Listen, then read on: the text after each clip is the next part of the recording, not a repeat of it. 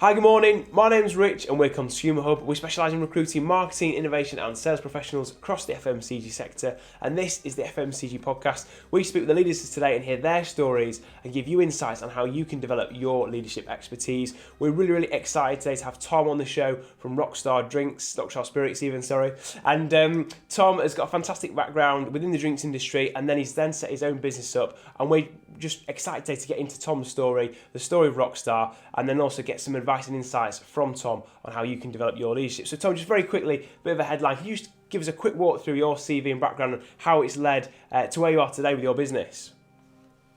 Absolutely. So, well, good morning. First of all, thank you very much for having me on. Absolute pleasure to chat to you this morning. In terms of my background, very much sales led. So I would say I'm a salesman. That's what I do, and I'm passionate about it. And I think it's one of those sort of roles almost that can be kind of it's got a slightly bad reputation from, that used car salesman image and, old, the Gareth Cheeseman sort of character that Steve Coogan created and stuff back in the 90s. So it's got a bit of, it's got a bit of a dodgy reputation, but I think if you, do it properly, then it can be well, I love it. I love sales as a role. But I guess one of the things that really stood me in good stead. So I didn't my sort of first senior sales role was in the tech industry. So I started out in the sort of late 90s working for one of the major sort of infrastructure providers for the early internet for business. And there was so much kind of structured training on how to do consultative selling, and there's a sort of art form to sell well, I think. So that, I guess, really stood me in good stead for then coming into the drinks industry. So I started in London, working in the city, put together lots of sort of big deals for hosting of early internet platforms, so lastminute.com, Ticketmaster, and we did all the sort of systems for Man United and England football. So some, multi-million pound kind of deals. So like I say, it's a bit of an art form for putting together a deal over the course of, perhaps a year, to, provide, essentially it's coming up with a solution for the customer that's beneficial to them rather than, that kind of dodgy image of sort of tricking someone into doing something they don't really want to do. So it's more about being a consultant and coming up with solutions for people is my sort of view of sales. So then I went to work for Scottish and Newcastle, Heineken these days. So, the biggest sort of beer company in the world with sort of premium drinks brands.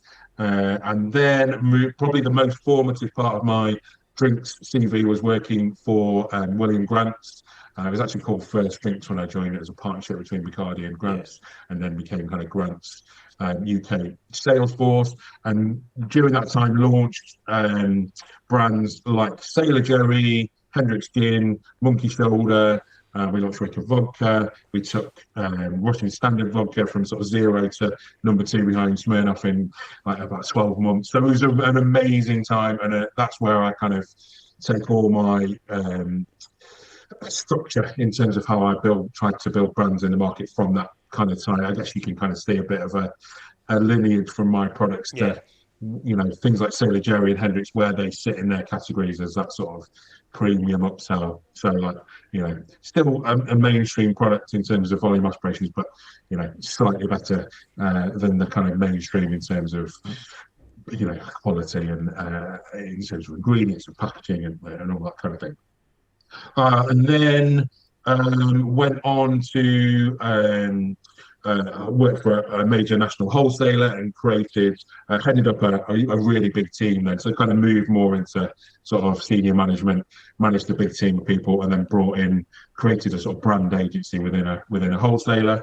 And then kind of at that point, I was thinking, I really want to, try and look towards starting my own business at some point. So that was kind of around that kind of mid to late 2010s started, looking at was how there a I was going moment, to was pull there like a together spark when stuff. you thought, I've done a lot of interesting stuff in drinks on some like big launches. I I think I know I'm tracking with this, or did it just kind of like, emerge slowly? No, it was definitely. I mean, it's definitely a moment. So I guess to sort of contextualise, I'm quite old these days, and when I was at school, there was no social media. It was sort of drilled into you that you had to get a job, have a career, pay your money and your pension, and that was sort of the only options open to you. Really, there wasn't, there wasn't these doors to be able to follow your passion.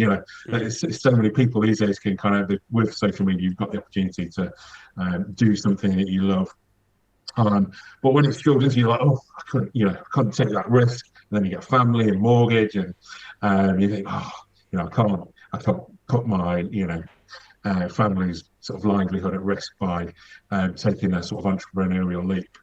But then in 2017, I lost my mum, and those sort of moments are kind of, as horrendous as they are, it kind of makes you, assess what your priorities are.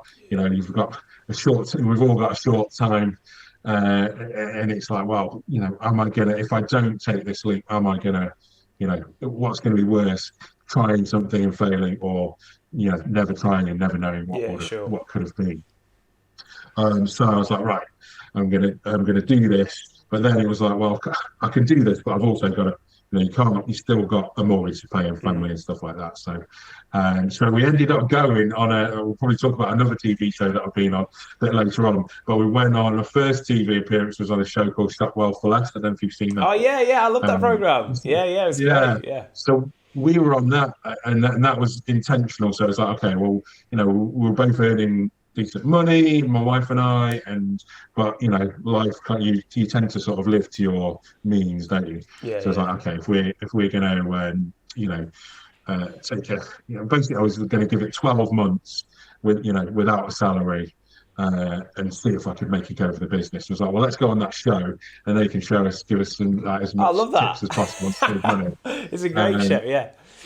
Yeah, so that was good. And honestly, it was really useful. But it's also like kind of because they're in your house for about 6 weeks, and they're going for everything. So it's only an hour show, but you end up spending a huge amount of time talking on camera about why you're spending, and you get a lot of, it's almost like a counselling session. So you get a lot of insights, and it's like, well, you tend to.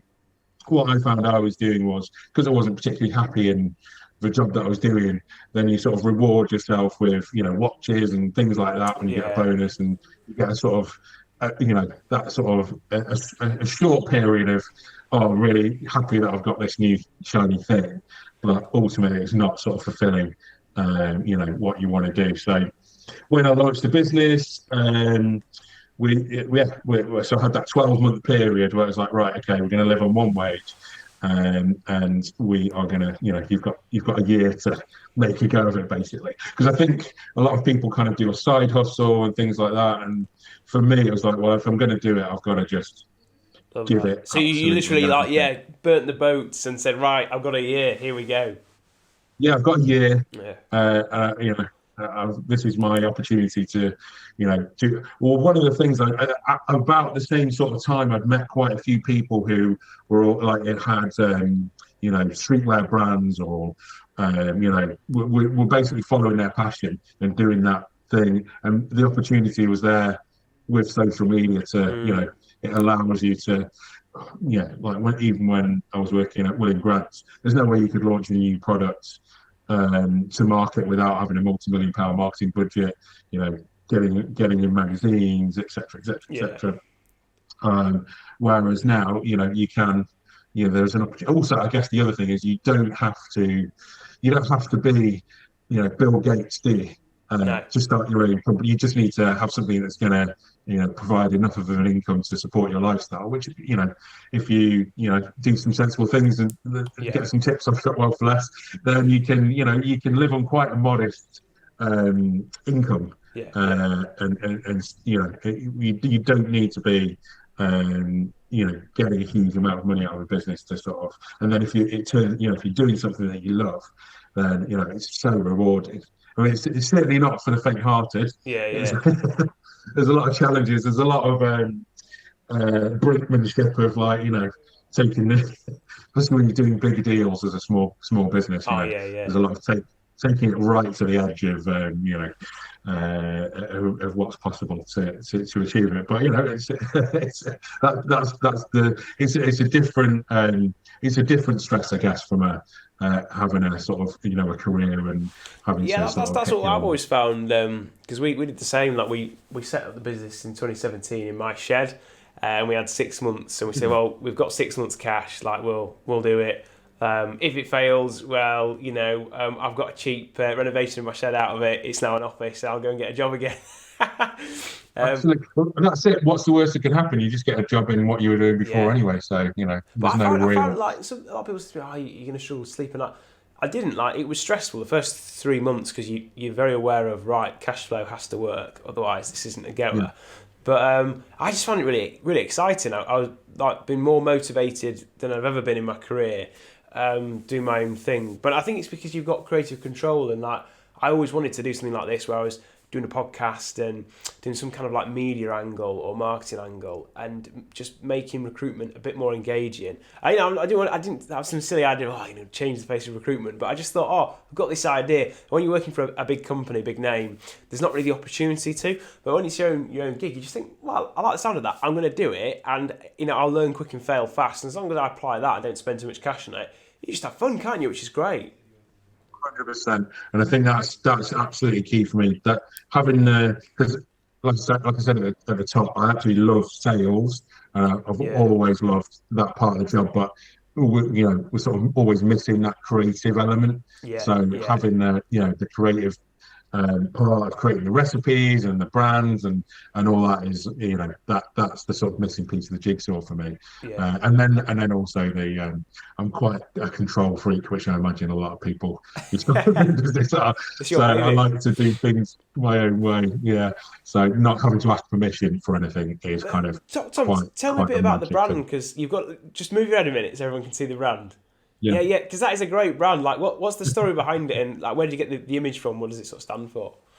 Yeah. So well, as you might notice if you've seen any of our brands, I kind of like to have things that have a sort of double meaning, or Yeah, you can kind of read your own sort of story into things. So rather than it being kind of music related, in my mind, Rockstar was kind of the Urban Dictionary definition. So it's kind of you could be a rock star recruitment yeah, yeah, agency, or you could be a rock star accountant, or it just means you're good at yeah, what you do. yeah, yeah, So that was the thought process as well. We're going to make you know, um, rums or spirits that are great. So they're rockstar great. spirits. So that was the idea, that was the thought process. But then I guess there's a whole, you can read into, so loads of people think, oh yeah, it's because it's music related or stuff like that. And that's absolutely fine. And then the same thing with, um, you know, uh, so I guess I like that kind of ambiguity and letting people sort of read their own sort of things into the Okay, into yeah, the yeah, yeah. story. But yeah, so but the main thing was, well, that's the ethos is to, like you say, you don't need to sort of reinvent the wheel completely. No, no, You just need to put your own slant on things. exactly. Yeah, So yeah, for me, it was like, well, I felt that spice rum was the next big kind of growth category within the drinks, certainly within spirits. That you'd seen the growth in the sort of premiumization, I call it. I'm not sure if that's even a word, but the process of premiumizing in beer. So yeah. all the growth in the mainstream lagers have sort of Oh yeah, contracted. yeah, They're still massive brands, but they've contracted over the past 10 years, and all the growth is in craft beer and yeah. and all the sort of IPA stuff and everything. And then gin sort of followed that model. But even in 2018, it was sort of super saturated in the gin category. So it's like, well, let's just do something where there's Mm-hmm. some scope for growth, and my sort of big bet was that rum is going to kind of follow that Yeah, trajectory, and if we can come along with something that's using better spirit and using more interesting ingredients with some funky branding, then that's going to kind of there's an opportunity there to sort of be early into the market and kind of hopefully lead the category a little bit. Yeah, just on that point, talk me through your range. Like, what are your what's your core range? What are your SKUs, and what within that, what do you like the most? What should people try? Okay, so we've got loads now, but there's 3 styles. So we've got the grenade style, which is so we first launched pineapple grenade. So we've got 3 of those. They're all 65%, so they're overproof rums. And then so there was method in the madness. So the idea was let's launch not necessarily the one that's going to sell the most, but the one that's going to sort of garner us the most sort of PR attention, or going to make the biggest splash in the market. So we're like, well, the big companies are never going to sort of, because I don't know if you're familiar, but overproof high strength spirits is very much something that's closely associated with the rum category. Yeah.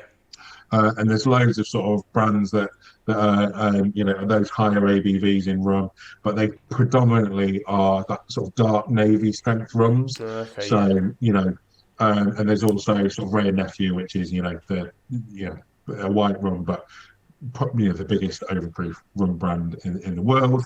But with the best will in the world to all those amazing products, if you are kind of new to the category of rum, and those are your first sort of experience, then they're probably going to be a bit too challenging for your palate. When you kind of you've got to sort of ease your way into a sort of alcohol categories normally, don't you? With the kind of fruitier, sort of sweeter flavors tend to be the things that people like when they're sort of starting their sort of journey in products that they like in alcohol.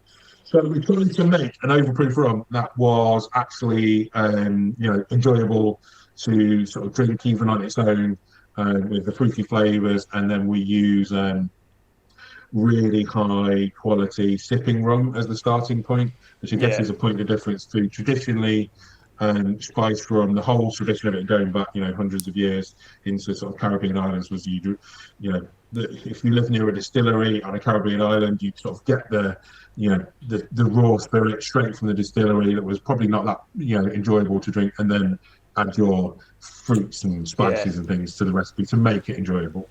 Whereas the good stuff would be put into oak barrels, and then you'd have to wait 10, 15, 20 years before all the flavours are imparted from the wood and it becomes palatable.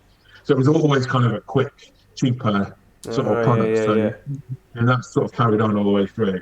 So with my stuff, I was like, well, let's start with the best possible sipping rum we can get, and then add the flavours from there. So that's our sort of key differentiator. But with the grenades, it was like, well, what can we do that's going to capture people's attention and be completely different to what's out there? So it's like, right, let's launch this pineapple grenade, 65%. There's nothing else like it, and it basically worked because pretty early on in the life cycle, This Morning got in touch. One of the producers on This Morning, and they're like, "Okay, we're doing a feature on flavoured spirits. Would you like your rum to be on it?"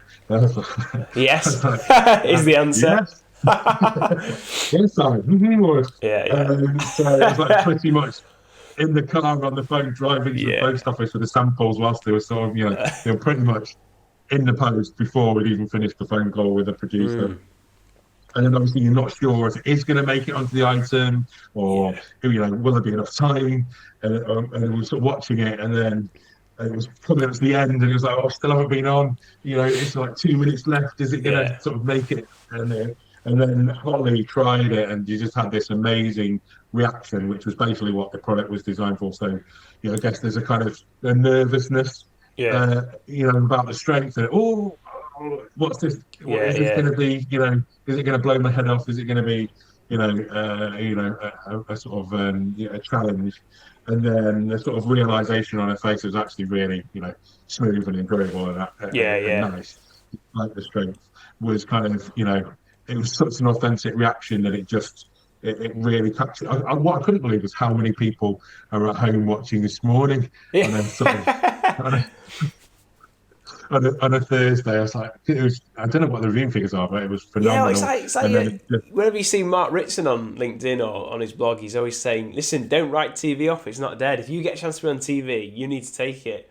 It's true, isn't it? no, it's true. And I guess the other thing is it's great content for your social, and so it's Exactly. kind of like a double-edged sword. Yeah, yeah. So whenever we've had TV, it's great for the TV itself, but then it's everyone, all your existing consumers on social, and that Yeah. it's very engaging from that point of view. So it gets everyone like engaged on Yeah, your yeah. page again. Gets me But excited. with that, yeah, it was. I think that clip that this morning put on their Insta was their highest viewed clip in And 2019. you've got So it's just two other product segments as well as the grenade. Then. yeah, sorry. You'll have to. I am a waffler about my own products. So we've got the grenade 65%. Then the sort of next range was two swallows. This is our kind of more of a standard Yeah. spice rum, if that makes sense. So kind of 38% ABV. And then what I wanted to do was at the time, if you look on the data, 80% of rum in the on trade is drunk with a Coke. So I was like, well, Yeah. let's make a spiced rum that is a world-class rum and Coke. So kind of took a lot of the flavours that are already in cola recipes and added those as our sort of key spicing ingredients. And then with the brand story, it's all about sort of, I guess, something that is core to Rockstar Spirits is being authentic in everything we do and kind of, so one is a marketing story that kind of fits the traditional tropes of spice rum, which is navy and tattoo and those sort of things. My great uncle was Captain Webb, who was the first man to swim the channel Oh, in really? 1875, and he Great. was like a global, he was globally famous for doing that. Yeah, He yeah. was on, kind of, he was on matchboxes for about 100 years after that, and Yeah, yeah. everyone sort of had Captain Webb's matches. So he's a big brand in himself. Yeah. So I was like, all right, well, no one uses matches anymore, so that trademark had lapsed. So I was like, well, we'll Yeah. get that. Great. We've got kind of nice to bring that. So it's a genuine sort of family story as the brand, Yeah. which I think was really important from my point of view. And then we have those two brands or styles both use rum from the Diamond Distillery in Guyana, which has been going since the 1650s. It's the oldest rum distillery in the world, and just creates absolutely stunning liquid. And then we have a new couple. We have a banana bomb and a cherry bomb. Yeah, I saw the which we banana bomb on the sourced through it website from actually. Yeah, Florida that looks Canyon in good. Panama. Yeah, well, we wanted to try and do something. It's like, well, let's do something different again. Yeah. So Florida Canyon is one of the world's most sustainable distilleries, which is obviously, exactly what everyone's moving towards now. So it's fair trade. It is carbon negative, but we also use aging. So we age those ones for 2 years in bourbon cask, which is again something you wouldn't normally do in the spiced and flavoured category, because it's normally just all about taking that spirit and just adding the ingredients and sort of getting it out there. So again, just trying to, I guess because it's your own company, you can make those decisions that in a big business would be written off on the spreadsheet because it's commercially, not the most sensible thing to do. But if it's something you're passionate about, you can go, well, we want to do that because that makes us different to anything else.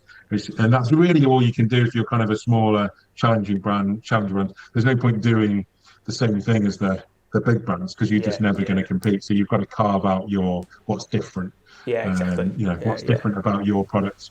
That's There's no point in going toe to toe with the corporates by being corporate. It's been done already. You're just gonna. It's been done already, and you're just. Yeah, it's not unless you've got sort of some sort of ridiculous, millions and millions of hundreds of millions of funding, then you've got no chance whatsoever. So you've got to have that point of difference. And so you touched on it there, but you've obviously been very, very savvy at leveraging PR and social and low cost forms of kind of media that give you a wide reach. Tell us about Dragon's Den, because that's where we came across you first. So give us a bit of insight into what that experience was like. People would be interested to understand that. Oh God. Yeah, I mean, Dragon's Den, it's kind of, I guess it's like a rite of passage, isn't it, for if you're an entrepreneur. I mean, what I would say is I kind of left the corporate world so that I didn't have to do annual appraisals anymore, and then you go and do like the most intense annual appraisal you can ever do, on TV in front of millions of people. So, yeah, I mean, as I say, it's one of the, I think if you don't like challenging yourself and putting yourself out of the comfort zone, then you should definitely not start your own business, because that's basically what it's all about. It's kind of just an ongoing real life episode of The Apprentice, isn't it? You're like, well, I've not done that before. I don't know how to do it. Let's crack on with that. So it's, anything where I feel that it's going to be a challenge and I'm uncomfortable about doing it, then I say yes to it. Basically, that's my kind of philosophy these days, because that's the only way if you put yourself out there, then what's the worst that can happen? You're always going to learn from the experience, whether it's good or bad. Yeah, definitely. That being said, you don't really want to make a fool of yourself on BBC One in front of the nation. I guess what I would say is I wasn't bothered about if they sort of ripped me to shreds personally, or thought that I wasn't a good business person or whatever, because it's like, well, that's just essentially personal. That's just someone's personal opinion, which is fine. Everyone deserves their opinion. But if they'd have been negative about the product, that was the sort of risk, I guess. Yeah, I get you. That would have been hard to swallow. Yeah. Well, there's been a lot of successes over the years that they've rejected, but the strength of the product's garnered other interest. It's got them a following, and like you say, it's if your product comes across well, that's what sticks in the mind of the people watching it. And they're not really bothered about the person behind it. They want to think, oh, is this a product I want to follow on, on Insta? Yeah, and I think that was it. So I was, as I say, again, I'm a salesperson. So initially I was like, oh yeah, just another pitch. I've got this. But when you get into the studio, it's a bit a bit more nerve-wracking for sure. And I guess it was also kind of a bit more challenging because it was COVID time. So you had to just wait in your dressing room on your own, whereas I'm assuming normally you can kind of just chill out with the other guests and stuff. And then if you're drinks, you've got to go at the end, because obviously they don't want to be tipsy all day when they're doing the other pitches. So there's a lot of waiting around, and then you've got getting in there, and probably in there for like more or less 2 hours. So you don't necessarily see 2 hours, huge amount. Wow. Yeah, that is a grueler, isn't it? Yeah. Really do you feel like they're sort of pushing you as media, kind of personalities, or do you feel like they're pushing you as business people? Because I've always, because they do have both sort of sides, don't they, to them? And I always think like, which side comes out when from your perspective, when you're actually there in the studio? Is it them as almost like a host trying to push you to get something interesting, or do you feel like they're genuinely assessing the business? I think it's a TV show at the end of the day.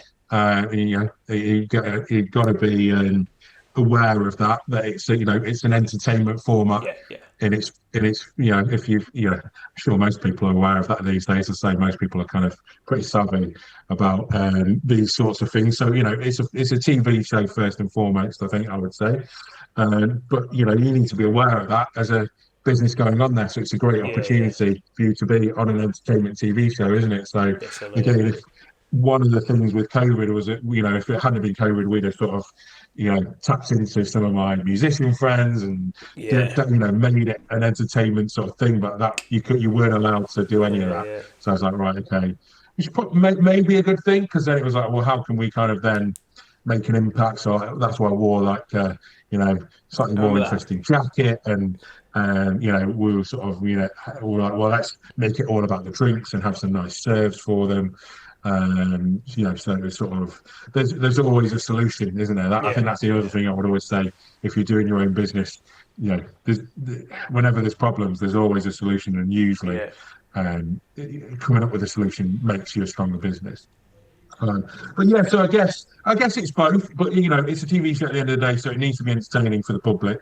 Um, but again, they are business people, and if there's an investment that's going to make them money, then you know, We're going to jump. But you'd they recommend it, want to would be you? It sounds involved. like a good experience. If somebody got the opportunity, you'd say go for it.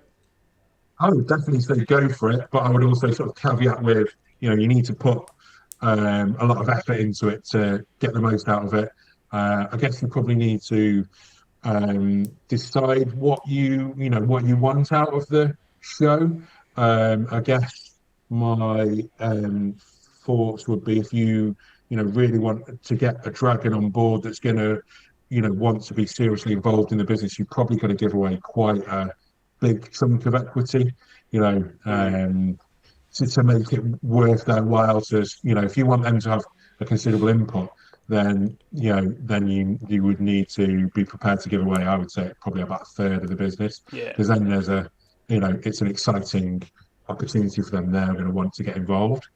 So if you want to give away a smaller chunk, then you probably, it's just going to be a cash investment from their point of view, I would say. And they're just going to sort of, it's not going to warrant them sort of for Personally a couple of investing in percent. it. Yeah, I think so. In terms of their time, I don't know. That would be my kind of sort of take on it. Um, but yeah, I mean, it's a great. Like I say, it's a bloody great way to give yourself an appraisal of your business and where you're at, Yeah, and because they're not going to, if they're going to pick all the holes in it. Oh yeah. So, to be honest, even if it goes badly, then you're gonna learn quite a few things on where you could perhaps improve in the business. Yeah. From what I said.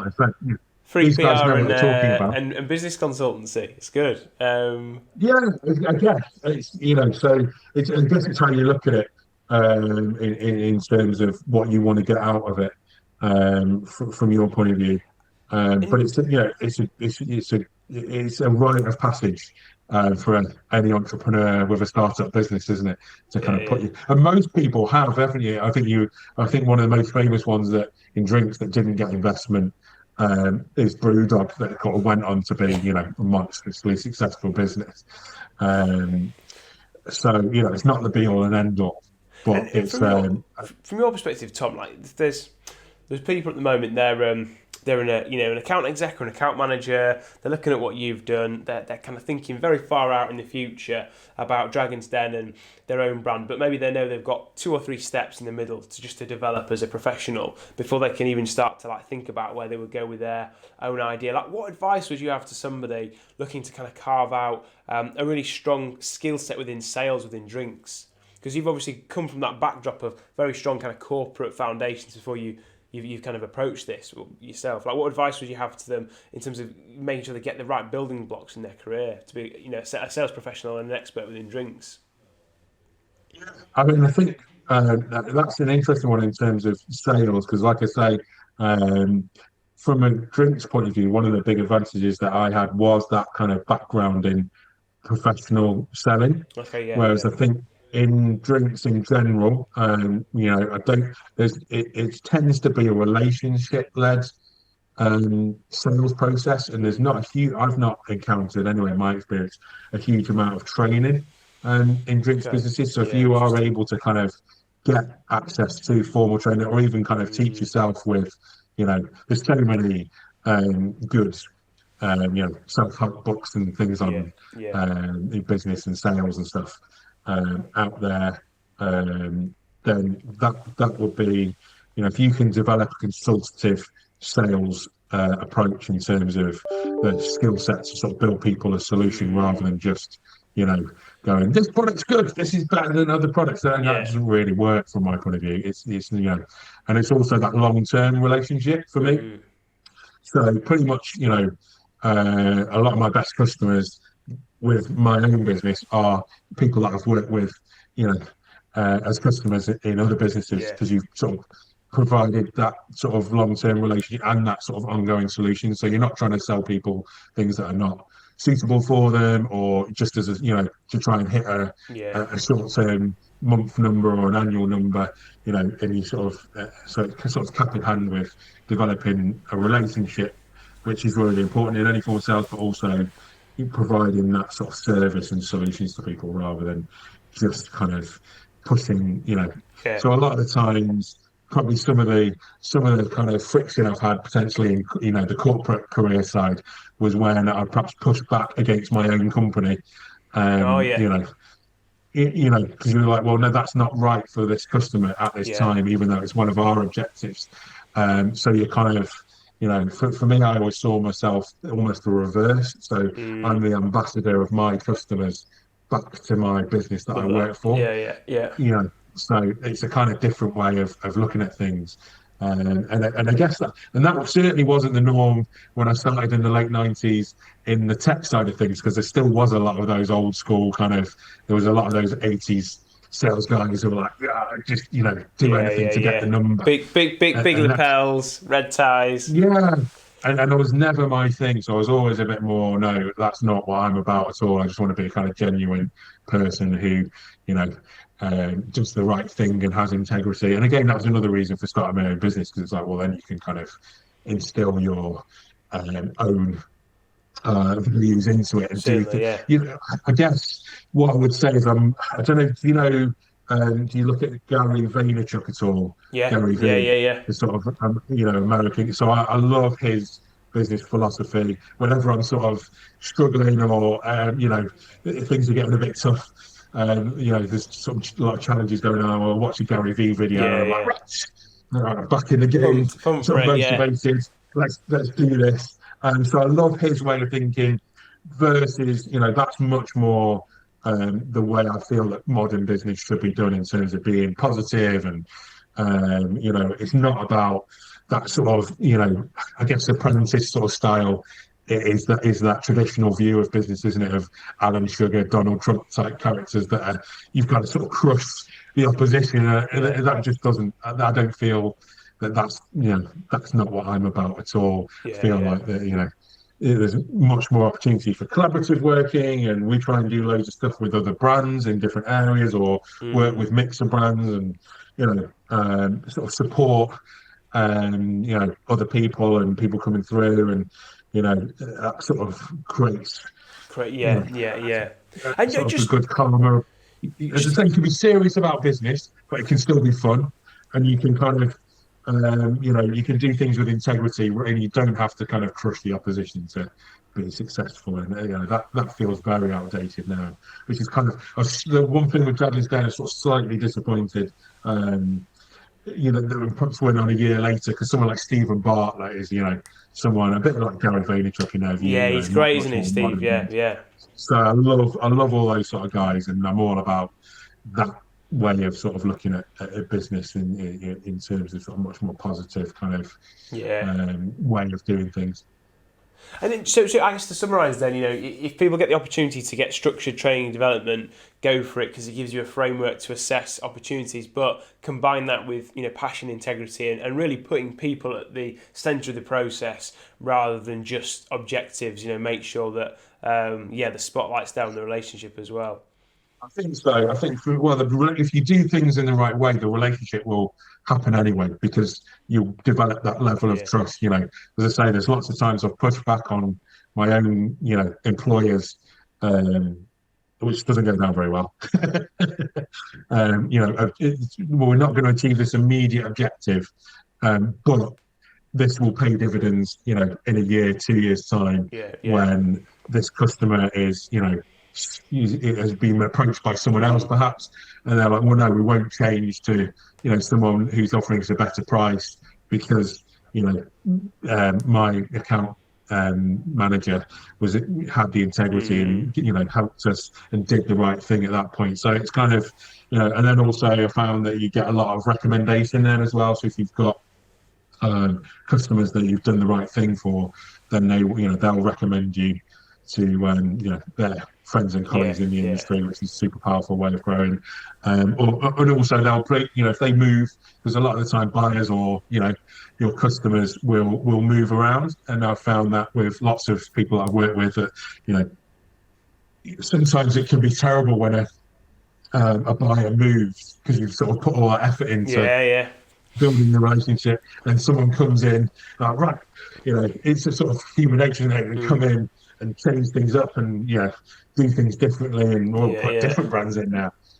Whereas if you build that relationship with the sort of previous person, then when they move to their new company, then they'll sort of take you with them as well. So it's all about that kind of, I would say, sort of, it's all about providing solutions and long term business building. And Really. just kind of rounding it off, Tom, like thinking about those solutions and the solution in people's hands that you offer for some enjoyment at the weekend or whatever it might be. Where can people find the product? Like, where is it online? Where can they find you? Where can they follow you? And more importantly, where can they buy the product and try it?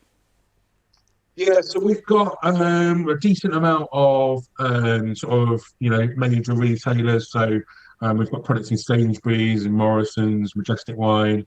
Amazon is a good one. Obviously, everyone after lockdown has an Amazon account now.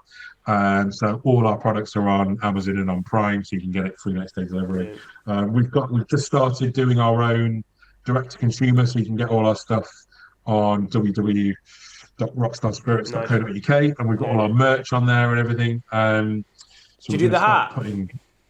Yeah.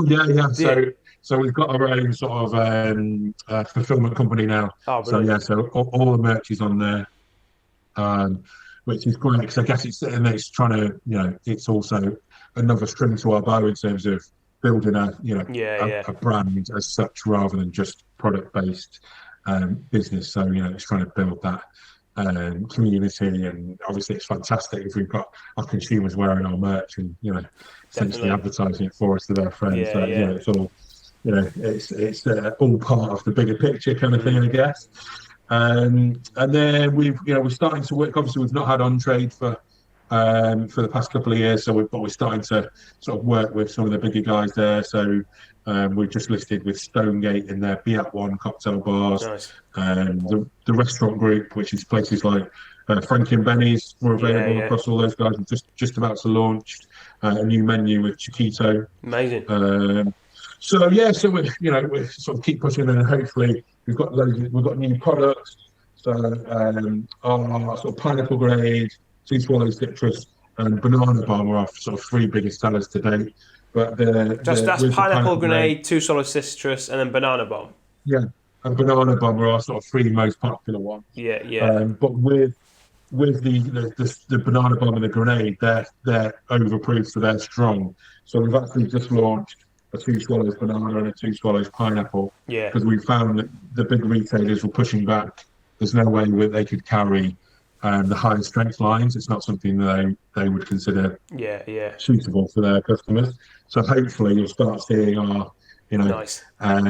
Sort of category leading flavours, but in the sort of lower ABV. And we've got some a lot of talks at the moment with big retailers on those ones. So fingers crossed, even easier to get. That's so exciting. Look, Tom, thank you so much for sharing the story. And to anybody that's been watching and has appreciated hearing about Tom's story in setting up his business, but also about his career and how he got to that point and the insights he shared on that, please do reach out to someone on LinkedIn. Thank you for his time. Make sure you follow Rockstar Spirits on social so you can keep up to date. And I'm guessing you've probably got a newsletter, have you? People sign up to the website, they can follow you there too, can they? Yeah, absolutely. And then website or socials, I do everything. So if you are messaging me on any of our sort of platforms, it'll be me that you're speaking to rather than yours truly is the rock star on the other side of it. Yeah, absolutely. And then what was I going to say? I guess like I say things that the sort of resources that I always look at is Gary V on socials is sort of my sort of go-to, and then the best book that I ever read from a business point of view is Black Box Thinking. By Matthew Said. I think that what I found in the corporate culture thing was it tends to be that sort of blame game where if there's a problem, then it's like, well, whose fault was it? Whereas that just seemed a pointless exercise to me. It was like, well, what is the fault and how can we then remedy that going forward? So that's basically what Black Box Thinking is all about. So that'll be my number one sort of business book. Check that as well. If you're watching, guys, and listening, have a look at that too. Although Tom, it's been an absolute blast. Really enjoyed having you on the show. Thank you so much. I've got banana bomb on my shopping list, so we'll be trying that. I'll let you know what I think of it, guys. We'll do a sofa snacks on that on a Friday afternoon, obviously, so I don't disrupt my sales calls on a Thursday morning. And guys, thanks for listening. Do give us a shout out on any brands you'd like to see on the show. Check out our sofa snacks as well. And if you're interested in having a chat about spirits with Tom, reach out to him too. See you soon. Take care. Thanks very much for listening.